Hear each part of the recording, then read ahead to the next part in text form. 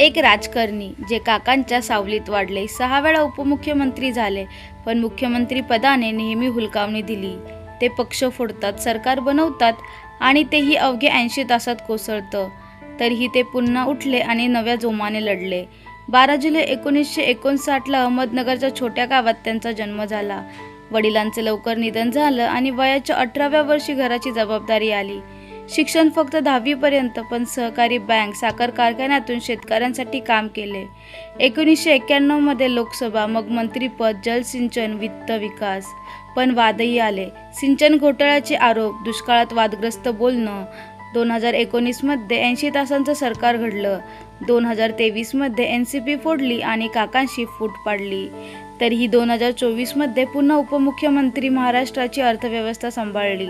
पण शेवटी जिल्हा परिषद निवडणुकीसाठी 28 जानेवारी 2026ला मुंबईहून बारामतीला जात असताना लिअरजेट सकाळी 8:45ला क्रॅश झालं.